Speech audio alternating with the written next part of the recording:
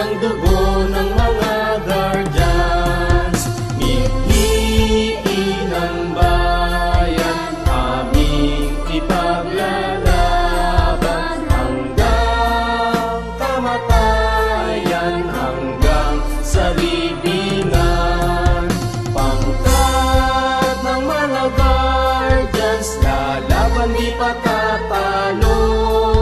Layunin ng gobyerno, ipaglalalaban